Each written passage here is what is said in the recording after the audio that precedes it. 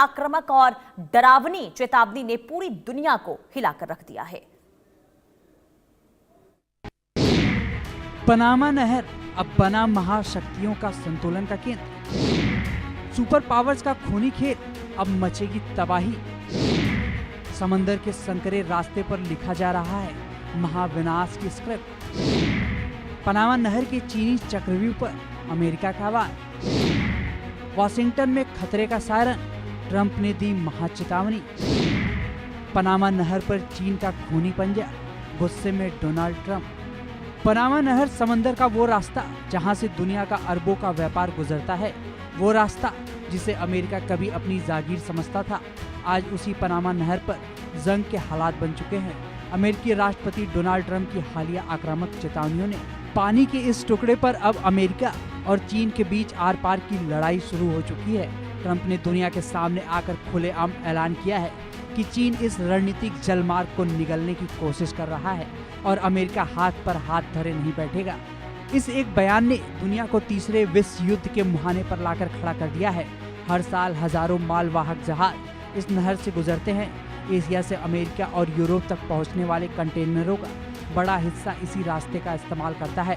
अगर यह मार्ग किसी कारण से प्रभावित हो जाए तो दुनिया भर में सामान की आपूर्ति, शिपिंग लागत और व्यापार पर असर पड़ सकता है। आखिर पनामा में ऐसा क्या हुआ जिसने अमेरिका के होश उड़ा दिए?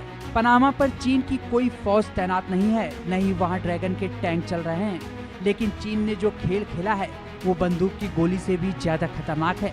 इसे कहते हैं इकोनॉमिक इन्फ्लुएंस, यानी पैसे के दम पर कब्जा।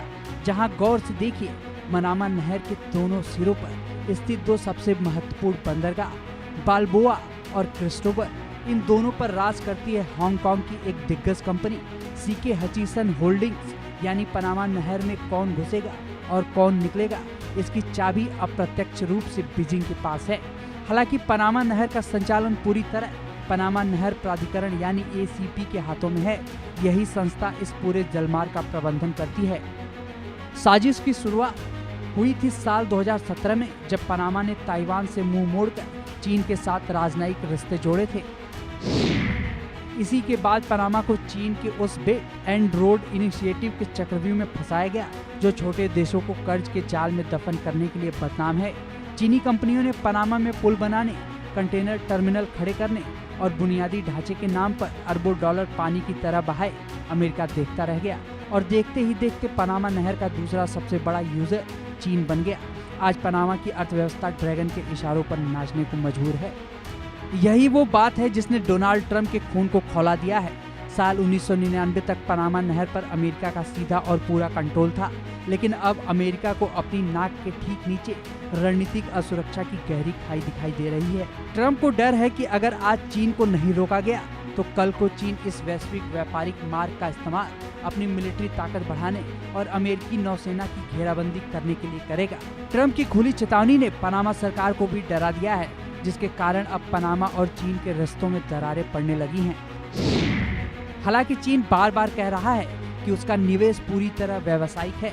चीन का दावा है कि वह पनामा नहर के संचालन में कोई हस्तक्षेप नहीं करता और उसकी कंपनियां अंतर्राष्ट्रीय व्यापारिक नियमों के तहत काम करती हैं।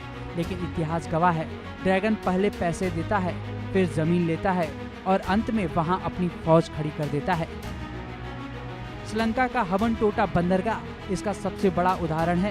क्या पनामा नहर भी ड्रैगन का अगला शिकार बनने जा रहा है? यही वो सस्पेंस है जो वाशिंगटन से लेकर बीजिंग तक बारूद की गंध फैला रहा है। पनामा नहर पर चल रही ये जंग सिर्फ पानी के रास्ते पर कब्जे की जंग नहीं है, ये दुनिया के दो सबसे बड़े सुपर पावर के बीच नंबर 1 बने रहने की खूनी होड़ है। डोनाल्ड ट्रंप के तेवर साफ कर रहे हैं कि अमेरिका इस नहर को बचाने के लिए किसी भी हद तक जा सकता है। अगर चीन ने अपने कदम पीछे नहीं खींचे तो पनामा की ये शांत लहरें कब लाल रंग में बदल जाएंगी, कोई नहीं जानता।